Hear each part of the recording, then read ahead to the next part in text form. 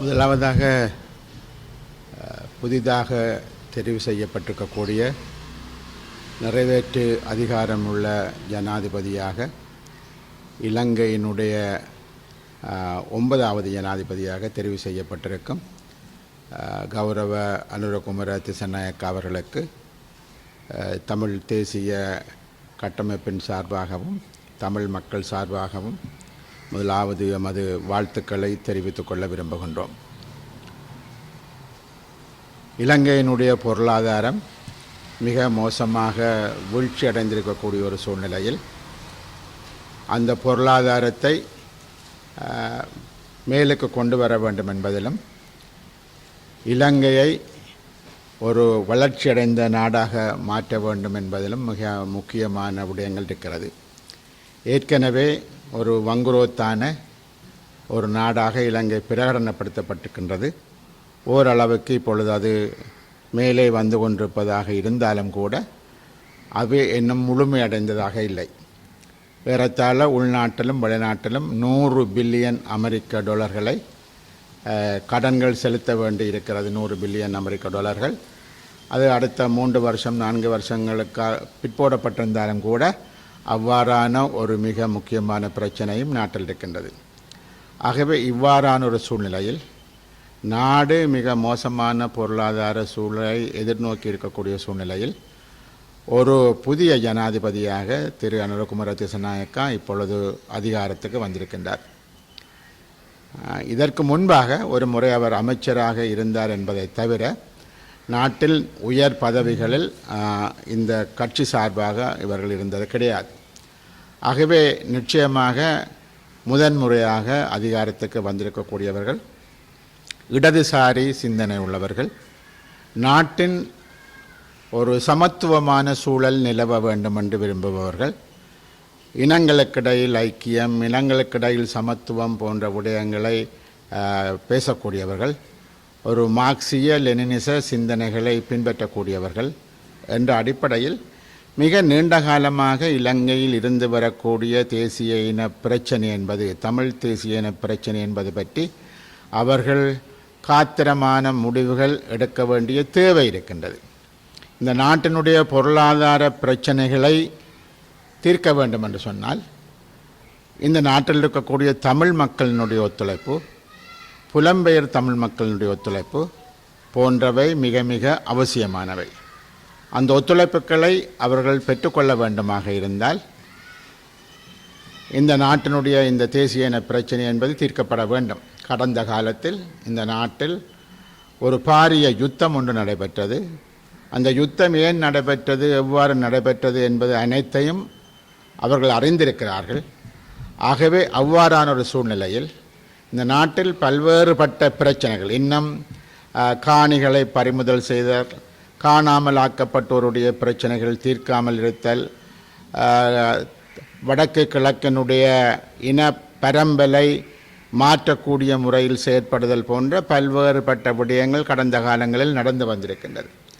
ஆகவே ஒரு சமத்துவத்தை பேணக்கூடிய ஒரு தமிழ் சகல இனங்களினுடைய கலாச்சாரம், பண்பாடுகள், மொழிகளை மதிக்கக்கூடிய ஒரு சிந்தனையை கொண்டவர்கள் என்ற அடிப்படையில் இவ்வாறான விடயங்கள் நடக்காமல் அதனை கட்டுப்படுத்துவார்கள் என்று தமிழ் மக்கள் எதிர்பார்க்கின்றார்கள்.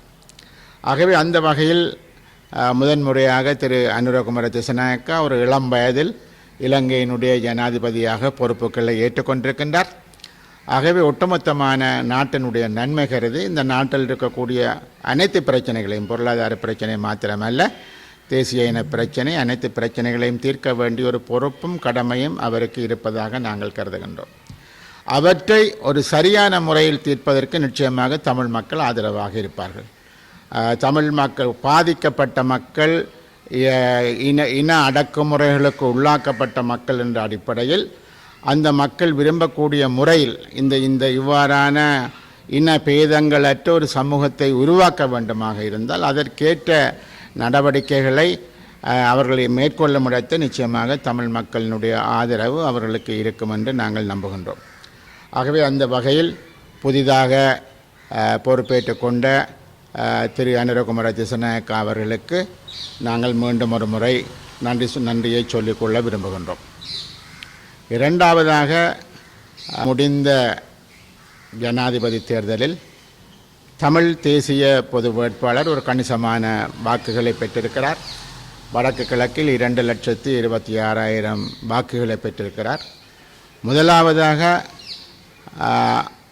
அவருடைய வெற்றிக்காக அல்லது தமிழ் தேசிய பொது கட்டமைப்பு முன்வைத்த அந்த தேர்தல் விஞ்ஞாபனத்தில் குறிப்பிட்டவாறு அவற்றுக்கு அந்த கொள்கைக்கான முன்னின்று உழைத்த மிக அதிகபட்சமான நண்பர்கள், தோழர்கள்,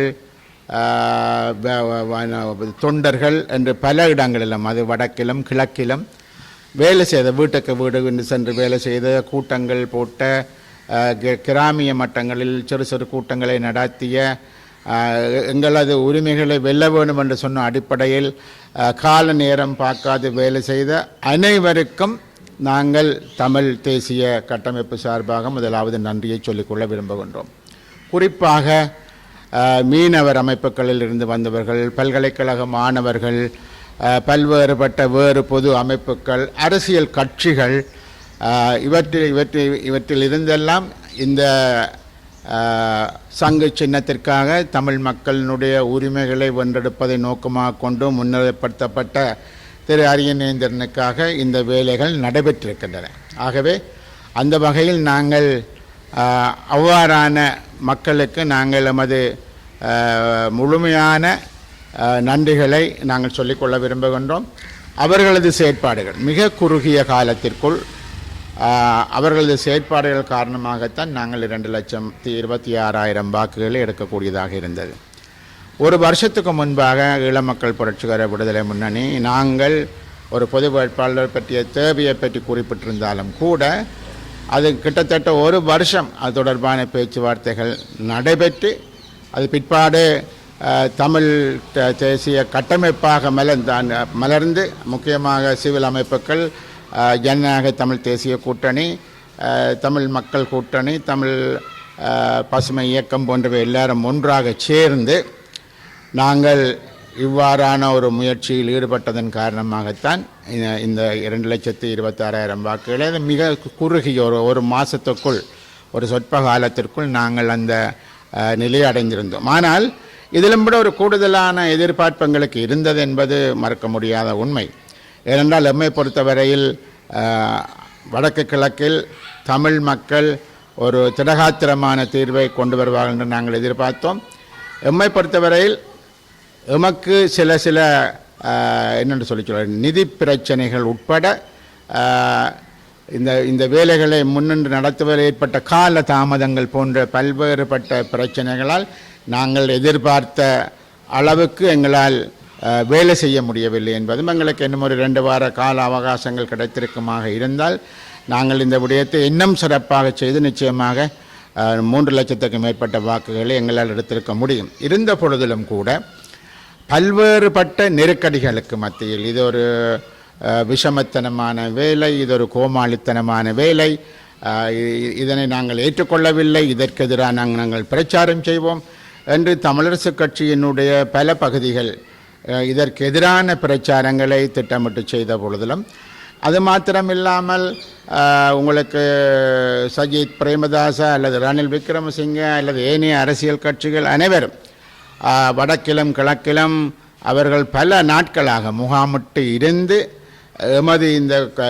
எமது கோரிக்கைகளுக்கு எதிராக அவர்கள் செயற்பட்டும் கூட, அவ்வாறான நிலையிலும் கூட நாங்கள் யாழ்ப்பாண கிளிநொச்சி தேர்தல் மாவட்டத்தில் 1,16,000க்கு மேற்பட்ட வாக்குகளையும், வடக்கு கிழக்கு மாகாணத்தில் நாங்கள் 2,26,000க்கு மேற்பட்ட வாக்குகளையும் எடுத்திருப்போம் என்பது நிச்சயமாக எங்களுக்கு கிடைத்த ஒரு பெரிய வெற்றியாகத்தான் நாங்கள் கருதுகிறோம். மக்கள் நாங்கள் வடக்கு கிழக்கு ஐக்கியப்பட்டு இருக்க வேண்டும், நாங்கள் ஒருமித்து செல்ல வேண்டும் என்பதை பல லட்சம் மக்கள் எங்களுக்கு ஒரு சிறப்பாக வெளியிட்டிருக்கிறார்கள் என்பதும், நாங்கள் கூட்டாக செயற்பட வேண்டும் என்பதை அவர்கள் தெளிவுபடுத்தி இருக்கிறார்கள் என்பதையும் நாங்கள் நிச்சயமாக இதற்குள்ளால் பார்க்கக்கூடியதாக இருக்கின்றது. அது மாத்திரமல்லாமல் இந்த தேர்தலுக்கு பிற்பாடு திரு சுமந்திரன் அவர்கள் மீண்டும் ஒரு முறை இந்த விஷமத்தனமான காரியங்களில் எதிர்காலத்தில் ஈடுபடக்கூடாது என்று அவர் கூறிய அவரது முட்டாள்தனமான கூற்று என்றால் நிச்சயமாக அவருக்கு தெரியும் தமிழ் மக்கள் மிக பெரிய அளவில் திரண்டு வந்து இதற்கு சாதகமான வாக்களித்திருக்கிறார்கள் என்பதும் இவர்கள் ஒரு சிங்கள கட்சிக்காக அணிதிரண்டு வேலை செய்த பொழுதிலும் கூட அதற்கு மாற்றாக தமிழ் மக்கள் எல்லா எதிர்ப்புகளையும் மீறி அவர்கள் வேலை செய்திருக்கிறார்கள் என்பதும் அதில் ஒரு கணிசமான வெற்றியை அவர்கள் பெற்றிருக்கிறார்கள். அது முழுமையான வெற்றி இல்லாவிட்டாலும் கணிசமான வெற்றியை பெற்றிருக்கிறார்கள் என்பதும் ஒரு நிதர்சனமான உண்மை. ஆகவே அந்த வகையில் நாங்கள் எடுத்துக்கொண்ட இந்த நடவடிக்கை என்பது நிச்சயமாக இப்பொழுது வந்திருக்கக்கூடிய ஜனாதிபதி தொடக்கம் என்னென்று சொல்வது இந்த ராஜதந்திரிகள் மட்டத்திலும் கூட இது ஒரு கவனத்தை திருப்பி இருக்கிறது என்பது மாத்திரமல்லாமல் நடந்த தேர்தலில் நாங்கள் பார்ப்போமாக இருந்தால் பல இடங்களில் திரு அரியநேத்திரம் அவர்கள் முதலாவதாக வந்திருக்கிறார், சில இடங்களில் இரண்டாவதாக வந்திருக்கிறார், மூன்றாவதாக வந்திருக்கிறார். ஆகவே இந்த தொகுதி வாரியாக அந்த கணக்கீடுகளை பார்க்கிற பொழுது நாம் ஒன்றும் யாழ்ப்பாணம் மாவட்டத்தில் மாத்திரம் 6 தொகுதிகளில் நாங்கள் வென்றிருக்கிறோம். ஆகவே அவ்வாறு நீங்கள் பார்க்கிற பொழுது நிச்சயமாக ஒட்டுமொத்தமான இலங்கையினுடைய இந்த தேர்தலில் கூட நாங்கள் 5வது இடத்துக்கு வந்திருக்கிறோம் என்பது ஒரு காத்திரமான விஷயத்தை வெளி உலகத்திற்கு சொல்லக்கூடியது. ஆகவே இது ஒன்றும் ஒரு சாதாரணமான ஒரு நடவடிக்கை அல்ல. நாங்கள் எடுத்த முடிவின் காரணமாக நிச்சயமாக நேற்றைய முழு நாட்களும் நீங்கள் பார்த்தீர்கள் என்று சொன்னால் திரு அரியநேந்திரம் அவர்கள் 3ஆவதாக 4ஆவதாக 5ஆவதாக அவர் அந்த கணிப்பில் இருந்து கொண்டே இருந்தார். இன்றைக்கும் அவர் 5வது இடத்தில் இருக்கிறார். ஆகவே அது ஒட்டுமொத்தமான தமிழ் மக்களினுடைய எண்ணக்கிடக்கையை அல்லது அரியநேந்திரன் கூடாக அந்த விஷயங்கள் வழியில் சொல்லப்பட்டிருக்கிறது. ஆகவே அந்த வகையில் நிச்சயமாக இது ஒரு கணிசமான வெற்றியை எங்களுக்கு கொண்டு வந்து தந்திருக்கிறது. ஆகவே இதற்காக உழைத்த அத்தனை மக்களுக்கும் அத்தனை கட்சிகளுக்கும் அத்தனை பொது ஸ்தாபனங்களுக்கும் நாங்கள் மீண்டும் ஒரு முறை எமது நன்றியை தெரிவித்துக் கொள்ள விரும்புகின்றேன். நன்றி. சிஎம்ஆர் யூடியூப் சேனலில் இணைந்திருக்கும் நேர்கள் அனைவருக்கும் எமது நன்றி. காமெண்ட்ஸ் பகுதியில் உங்கள் கருத்துக்களை தெரிவிக்க தவறாதீர்கள். முக்கிய செய்திகள், காணொளி தொகுப்புகள், நேர்காணல் என பலதரப்பட்ட அம்சங்களையும் உங்களுக்காக தருகின்றது சிஎம்ஆர் யூடியூப் சேனல். சிஎம்ஆர் என்று சர்ச் செய்து எமது யூடியூப் சேனலை சப்ஸ்கிரைப் பண்ணுங்கள். உங்கள் உற்றார் உறவினர் நண்பர்களோடும் இந்த காணொளி தொகுப்புகளை பகிர்ந்து கொள்ளுங்கள்.